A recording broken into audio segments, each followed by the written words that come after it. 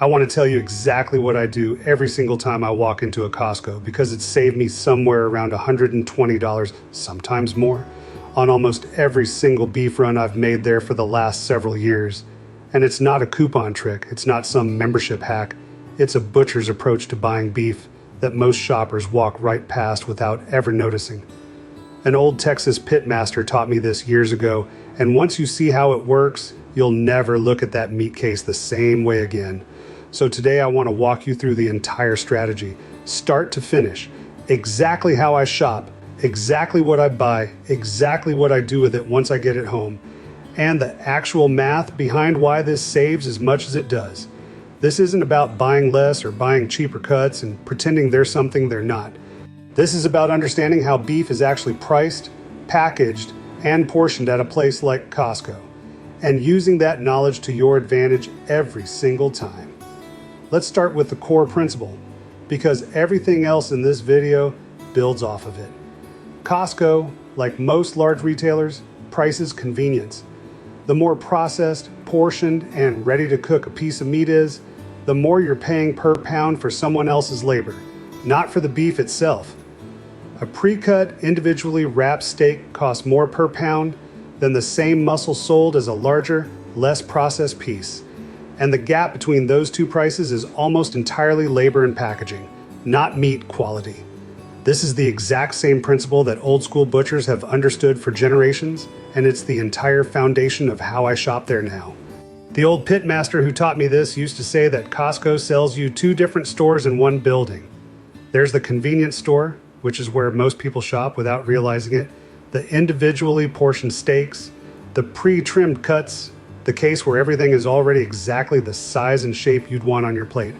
And then there's what he called the butcher store, hiding in plain sight, the larger cryovac sealed roasts and primals, sitting right next to that convenience case, priced significantly lower per pound, just waiting for someone willing to do a little bit of the work at home instead of paying Costco's butcher to do it for them. So let's go section by section through what I actually buy, and I'll walk you through the math on each one, because the savings really do add up fast when you stack them across a single shopping trip. First stop, the ribeye section, and this is usually where the single biggest chunk of my savings comes from. Costco sells individually portioned ribeye steaks, and they also, in most locations, sell the whole boneless ribeye roll, sometimes labeled as a boneless prime rib roast, sitting right there in the same cooler. That whole roll is priced noticeably lower per pound than the individual steaks cut from the exact same muscle. I'm talking about the same beef, the same grade, sometimes literally sitting a few feet apart in the same case, with a real, meaningful price gap between them, just because one has already been portioned and one hasn't. I buy the whole roll, bring it home, let it lose its hard chill for about 30 to 45 minutes, and slice it into individual steaks myself with a sharp knife, cutting to whatever thickness I actually want. Which, by the way, is its own small bonus because I'm not stuck with whatever thickness a factory decided to portion them at.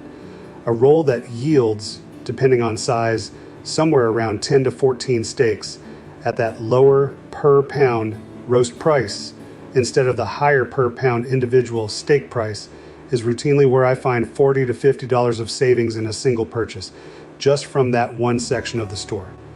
Second stop, and this is a big one, the brisket case. Costco is actually one of the better retail sources for a whole packer brisket, meaning the full cut, both the flat and the point still attached, not pre-trimmed or pre-portioned in any way. A lot of shoppers walk past this because it looks intimidating, this giant, oddly shaped, heavily fat-capped piece of meat, and instead they'll grab smaller, pre-trimmed brisket flats or point-only sections elsewhere in the store or at other retailers, paying a noticeably higher price per pound for that convenience. I always buy the whole packer. Trimming it myself takes maybe 15 or 20 minutes with a sharp knife, removing the excess hard fat, squaring up the edges a bit, and what I'm left with is a properly trimmed brisket ready for the smoker, at a price per pound that's meaningfully lower than what I'd pay for a pre-trimmed flat of the same overall quality. And here's a detail a lot of people miss entirely: the trim itself isn't waste. That fat and those smaller offcuts are exactly what you want for brisket-based ground beef. or for rendering down into beef tallow, which, if you've watched my other videos, you know I use for all kinds of things in the kitchen.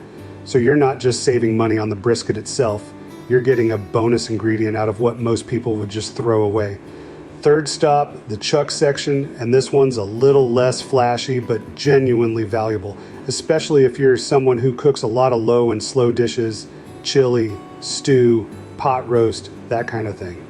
Costco sells large chuck roasts, and buying one of these whole and cutting it down yourself at home into stew meat, chili meat, or smaller roast portions is almost always cheaper per pound than buying pre-cut stew meat, which, and this is worth knowing, is very often just chuck that's already been cued for you at a real markup for that 5 minutes of knife work.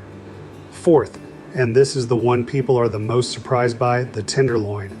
Whole beef tenderloin, sold whole and untrimmed, sometimes called a PSMO, which just means it's had most of the major trimming done but still has the side muscle and some silver skin attached, is available at Costco periodically.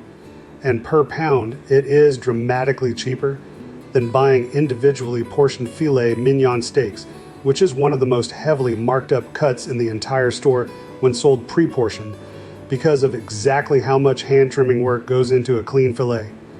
Trimming a whole tenderloin yourself does take a bit more knife skill than the ribeye roll did, removing the silver skin cleanly, separating out the chain, that thin side muscle, which by the way makes fantastic kebab meat or a quick pan-seared bite on its own, and portioning the main muscle into fillets. But once you've done it a couple times, it's genuinely not that difficult, and the price difference between a whole tenderloin and the equivalent weight in pre-cut filet steaks is often the single largest percentage gap of anything in the entire store. This is routinely worth $30 or more on its own, depending on the size of the tenderloin. Now let's actually add this up because I promised you the math behind that $120 number, and I want to show you where it actually comes from rather than just asserting it. On a typical trip where I'm restocking my freezer, I'm usually buying one ribeye roll, one whole packer brisket, and either a chuck roast or a tenderloin depending on what I'm planning to cook that month. The ribeye roll versus equivalent pre-cut steaks is routinely a $40 to $50 gap. The whole packer brisket versus a pre-trimmed flat of similar total usable weight is typically another $25 to $35 gap.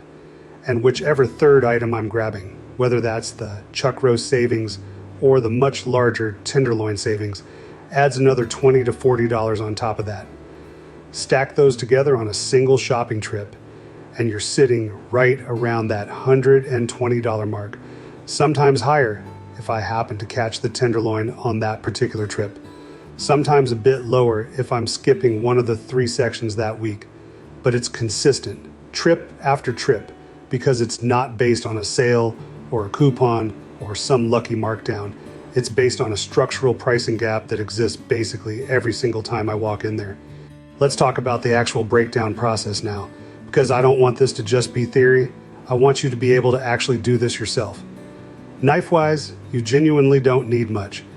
A sharp boning knife handles trimming work, silver skin removal, and separating muscle groups. A longer slicing knife handles portioning steaks off a roll into clean, even cuts. That's really it.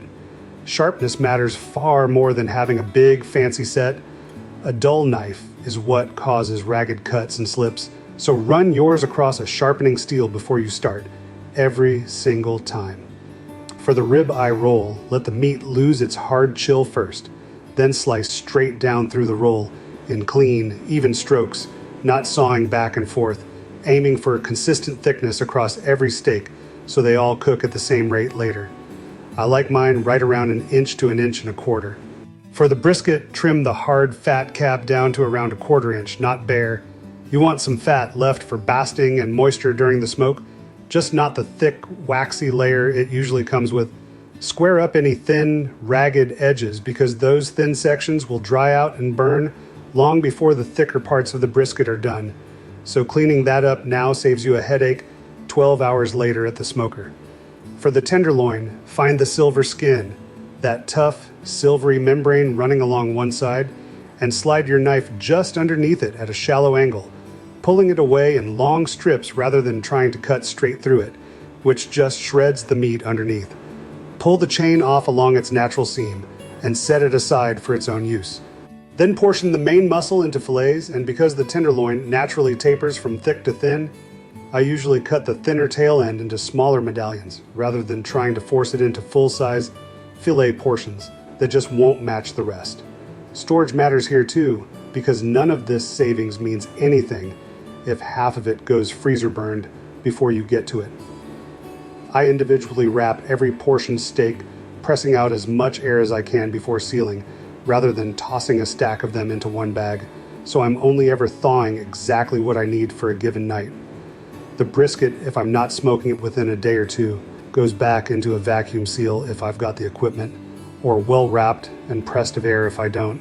I do want to be upfront about the trade-off here, because there is one, and it's honestly the whole reason most people don't do this, even though the savings are sitting right there in front of them every time they shop. This takes actual time and actual counter space. Breaking down a ribeye roll, trimming a full packer brisket, and cleaning up a whole tenderloin in one trip is realistically an hour, sometimes a bit more, of standing at your kitchen counter with a knife, and that's real time you're trading for that $120. For me, that trade is completely worth it, and honestly, I've come to enjoy that hour. It's become its own little ritual. But I'd be lying if I said this method fits everybody's schedule, especially if you're doing a big shopping trip on a night when you've got somewhere else to be right after.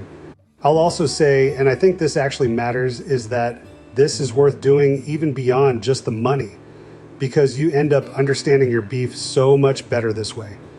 When you're the one trimming that tenderloin or squaring up that brisket, you start actually seeing the muscle structure, the fat distribution, the grain direction, all the things that make a genuine difference in how you season and cook it later.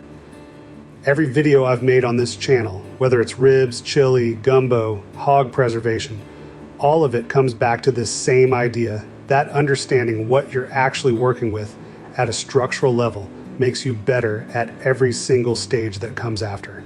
Now, if you want the full version of this, I actually laid out this whole Costco strategy in a lot more detail, along with the exact cut diagrams and a bunch of the other breakdown techniques I've covered across these videos, all organized together in something I put together called the Texas BBQ Playbook. Scan the QR on screen or grab the link in the description if you want to check it out. All right, back to the last piece of this, because I do want to leave you with one more thing before we wrap up, and that's timing. Costco's meat case does rotate somewhat, and whole packer briskets in particular aren't always sitting there every single visit, so if you see one and it looks properly marbled with a good fat cap, that's the moment to grab it rather than assuming it'll be there again next week. The ribeye rolls and chuck roasts tend to be more consistently stocked, but the tenderloins especially can be hit or miss. Depending on your location and the time of year, they tend to show up more reliably around the holidays when demand for filet is higher. So that's the whole strategy, section by section, the ribeye roll instead of individual steaks, the whole packer brisket instead of a pre-trimmed flat, the chuck roast instead of pre-cut stew meat, and the whole tenderloin instead of portion fillets, each one exploiting that same basic gap between what you pay for beef itself and what you pay for someone else's labor cutting it for you. Do all four on the same trip, and that $120 number isn't an exaggeration. It's just what happens when you stack 4 separate labor markups back into your own pocket in one shopping trip. Give this a try on your next Costco run and let me know in the comments what your actual savings came out to, because I know pricing varies a bit by region, and I'm always curious how close other people are landing to that number. Thanks for watching, and I'll see you in the next one.